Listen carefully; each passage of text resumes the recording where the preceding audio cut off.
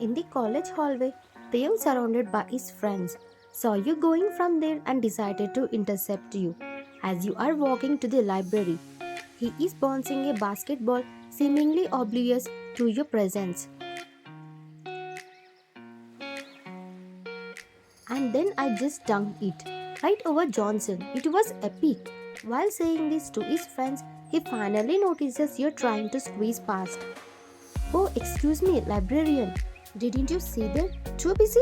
You know, existing in the real world?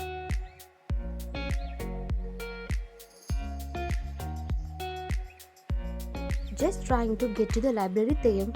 Is that a crime? Trying to keep your voice even. Depends. Is it a crime to bore yourself to death? Because those books look like they could induce a coma. Maybe you should try reading something exciting like sports magazine. Blocking your path with his shoulder. His friend sneakers. You clutches your books tighter.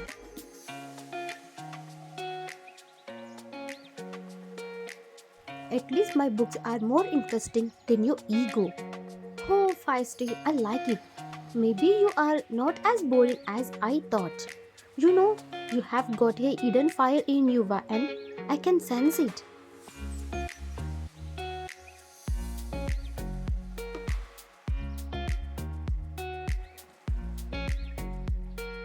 Don't get any ideas. You try to move past him again, but he grabs your arm not roughly, but his fingers linger a little too long. Hey, I'm just trying to be friendly. What's your hurry? Got a hot date with Shakespeare? Maybe he can teach you how to write a love poem. You seems like the type.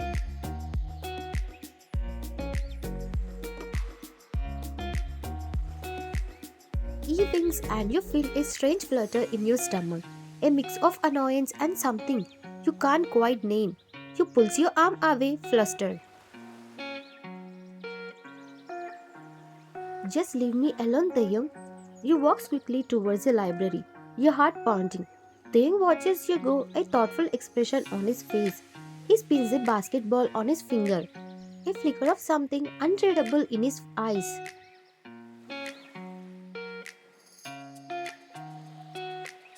You are YN, Hun YN. You are topper of the college. You are shy bookworm with a secret passion for writing poetry. You secretly crushes on the school popular athlete, Taeyong. But you keeps your feelings hidden. While Taeyong is a popular athlete who seems confident but hides his insecurities. He teases you, but secretly he is attracted to your quiet strength and feels a connection with you.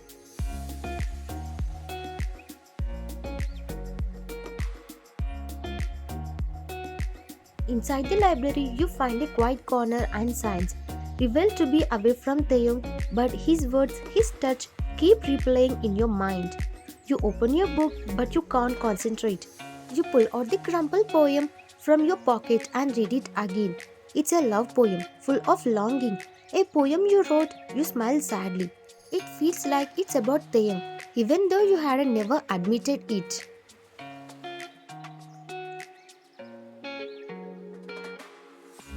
You and your friends are playing truth and dare.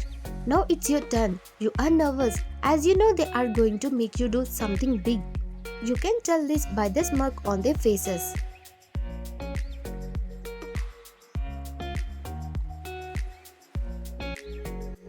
YN, you have to choose dare this time. You are choosing only truth. And we have a dare for you. And this one is epic. Seriously, again dare? What is this time? Walk around the school dressed like a chicken? Challenging the principal to rap battle? Learn the entire periodic table by heart? Tell me, what should I do?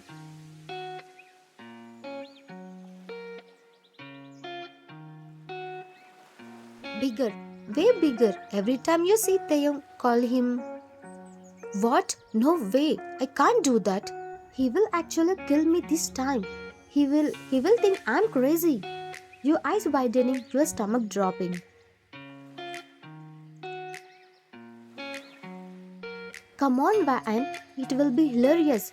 Think of his face. He will be so confused and flustered. It will be pure comedy gold. It's just a little fun. Besides, it might loosen him up a bit.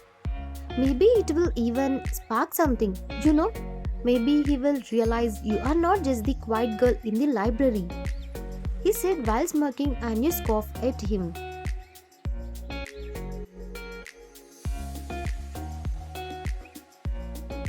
Spark something? The only thing he is going to spark is a desire to strangle me. He already thinks I'm weird enough. This will be just confirm it. Don't worry, we will be there to witness glorious chores. You glared at Tina. You are going to be there to protect me? If he lays a finger on me, you are jumping in. Don't worry, you will be fine. Just be confident and maybe a little bit suggestive. This time you glared at Jack.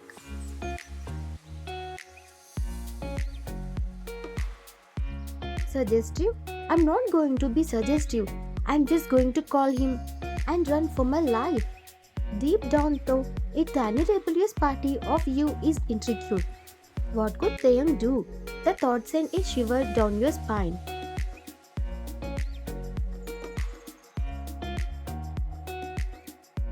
Taeyang is at his desk, surrounded by his friends, showing off some new basketball moves. He is laughing, his hair falling over his forehead, and you suddenly notices how attractive he is. You shake your head, trying to dispel the thought. You walk past and whisper in his ear.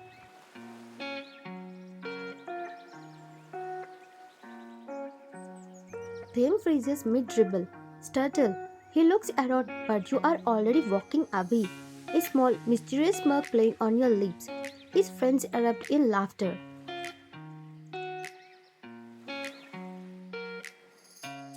What was that? Grumbling, a blush creeping up his cheek. I don't know, but it sounded interesting, very personal.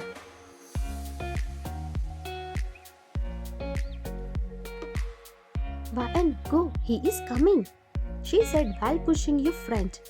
Taeyang is getting lunch, you approach him loudly, holding a carton of milk. I have been looking all over for you.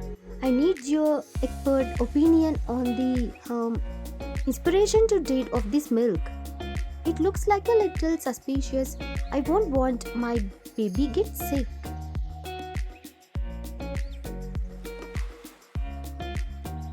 The entire cafeteria erupts in laughter. Taeyang lays at you, his face turning crimson. He grabs his lunch and storms off, muttering under his breath, but a small smile plays on his lips. He is definitely not as angry as he pretends to be.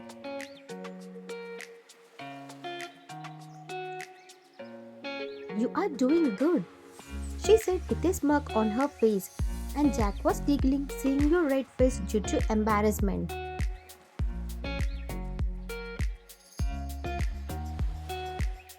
You have written with a lipstick on Taeyang's locker, along with a little heart and drawing of basketball. Taeyang sees it and groans, but a small smile tugs at the corner of his mouth. He pulls out his phone and stares at it for a moment, then puts it away again, he said while muttering to himself.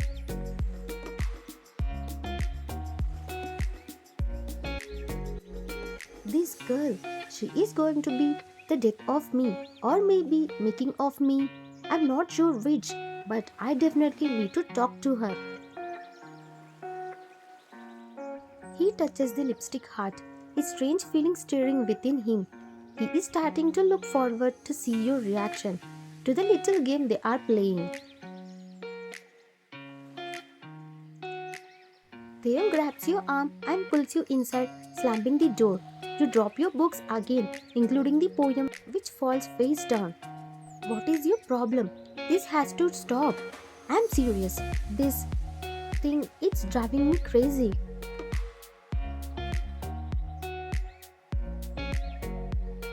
He said while directly looking at your eyes, and you said nervously, your heart is pounding in your chest. I don't know, what are you talking about? You avoid his eyes, trying to stuffily keep the poem further under a desk.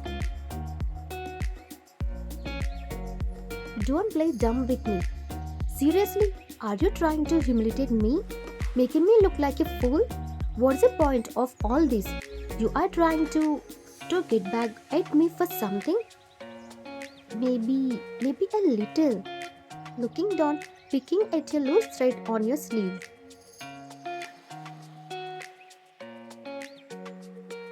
Why? What did I ever do to you? His voice softening slightly, looking at your eyes meeting his. You are always so mean to me.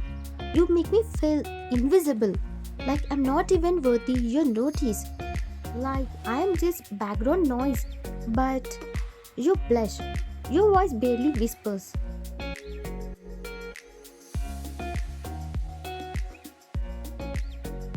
It's also kind of fun to see you react, to see you flustered, to see something other than the arrogant smirk. It makes me feel like I matter, like I have actually gotten your attention. So, you are doing all this just to get my attention? You are going to all this trouble risking, well, I don't even know what you are risking. Just make me to notice you. You are calling me in the cafeteria. You are written things on my locker. You are driving me absolutely crazy.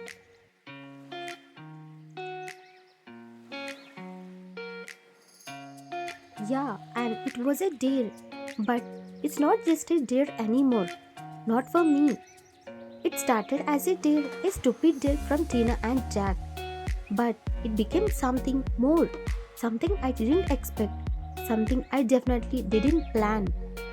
Tears welling up in your eyes, and things stared at you and said in a soft voice while seeing your tears.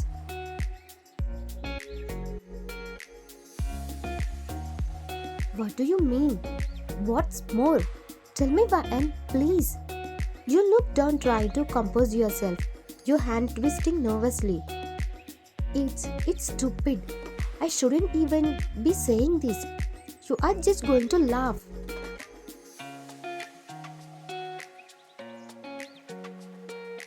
No, I won't. I promise. I want to know. Taking a deep breath, your voice trembling slightly. It's I like you, Taeyong. I know it's crazy. You are everything I'm not. You are loud and popular, and you are a bully. But you look up at him, your eyes fill with vulnerability and a flicker of defiance. Underneath all of that, I see something else, something kind, something vulnerable, something real, and I have been writing these poems. You gestured vaguely towards the desk, where the poem is still hidden.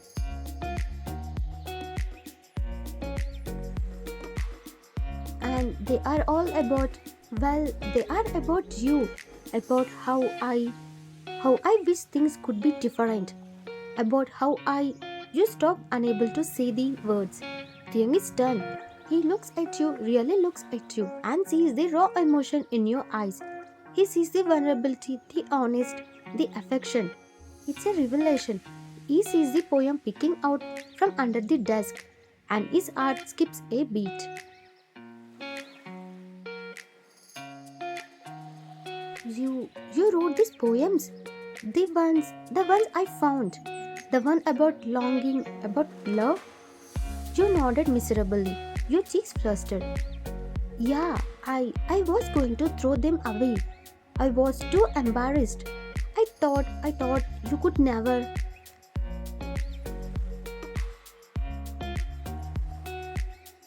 They are beautiful, and really, they are exactly how I sometimes feel.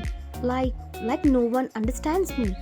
Like I'm trapped in this image I have created.